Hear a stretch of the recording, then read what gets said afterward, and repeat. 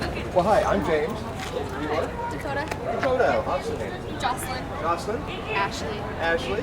Kennedy. Kennedy. Awesome names you guys have. I'm going to do this. I'm going to stand right here in between you. Since that's always been what I've always loved to do, is stand between four beautiful women. I grew up with three beautiful sisters, so it kind of works with me. These are spoons. I buy these spoons everywhere. I got these I happen to buy at Costco or Sam's Club.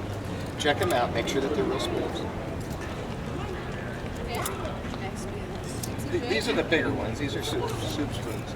And what I'm going to do is I mentioned, just to show you what's going to happen here, I'm going to just demonstrate this for you, okay? The interesting thing is when I first started doing this, it was about 8 years ago, I was excited about this when I was in high school. Heard about a guy by the name of Geller and decided, man, I want to do that. I want to learn how to do that. So I kind of wrote down in my diary, if I live to be 100, I want to meet this guy before I die. Within 6 months, Marie and I became good friends. Marie was tested at Stanford Research that determined the ability to bend down. And a professor at King's College, University of London said, this is how Marie taught me to bend spoons. This is how I teach my students. I went home that night with a completely different attitude. Up to that point, my attitude was that this must be a gift Marie Geller had. After that, I realized it's something that can be learned. So now when people ask me, is this a gift or is it something that you can learn? My answer is yes. Because some people it is a gift. Like some athletes are just born athletes, as you know. Some of you know you have to work to get better at it, right? So what I do is I just focus energy onto the spoon. Hey, would you guys mind walking around the camera? Spoons like this. Thank you. And hold it just like I'm problem. holding it. Put a little pressure on it till you can tell, because these are cheap. They will bend, but don't bend it. Just kind of feel where it's going to be, where you can start bending it. Do you feel that? Okay. In a moment, I'm going to walk you through a little exercise. I'm going to demonstrate it first, but in a moment, I'm going to count 1, 2, 3, and then say bend, bend, bend, and all three of you, or all four of you, just bend the heck out of your spoons. Now, when you go to bend the spoon, instead of just folding it in half, because when it folds in half, it's going to hit the top part's going to hit there.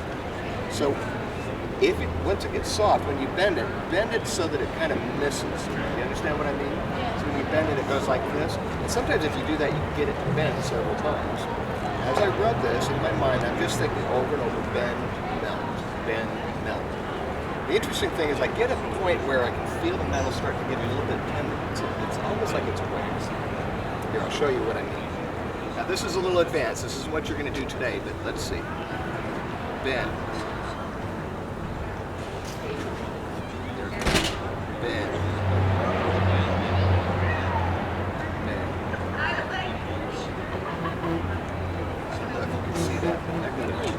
That got a really good bend in it, didn't it? Now there was a movie that came out about 12 years ago called The Matrix, and The Matrix says there is no spoon, it's all in your mind. This is actually a spoon.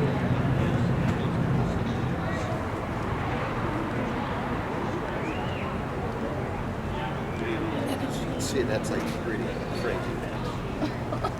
Is that wild? And the weird thing is once it gets like this, it becomes so pliable that it becomes like rubber.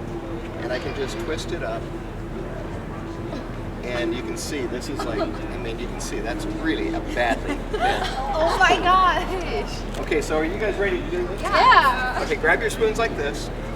And kind of look towards the camera. You don't have to look into the camera, but I want you to concentrate in your mind and just follow my instructions. You can do this with your eyes open, your eyes closed. But when I count to 3, I want you to go ahead and just bend the heck out of it, okay? So right now, I want you to imagine that you're outside in nature, which we are, not nature, but we're outside. And imagine that right above your head is an orb of energy. It's just a big ball of energy, and that energy is the energy of the universe. And it's just floating above your head. And just imagine that your body is just an empty vessel, and that energy starts floating down into the body, starting at your toes, it starts filling up. And it could be any color, anything that you want. Just know that it's the energy of the universe. You can do anything with this energy. Let it start filling up your legs, moving all the way up to your hips. As that energy keeps moving up, just imagine it filling up your stomach and your chest muscles, and now it's pouring down into your hands. And just imagine that that energy is now leaving your fingers, going right into the spoon. Use your active imagination and imagine and pretend like what you can see in it is that the energy is just going. Just let it go. Okay. So what you're going to do is just imagine that you can see the energy going right into the spoon, almost like you can see the atoms and the molecules. Because everything is just made out of atoms and molecules, and nothing's really physical. So if we can have our minds tell our hands to move, why can't we tell it to make this move? So don't try to make it happen, just let it happen. Okay? Now picture that energy going into the spoon. Everyone grab your spoons like this. And on the count of 3, I want you to just bend them. 1, 2, 3. Bend it.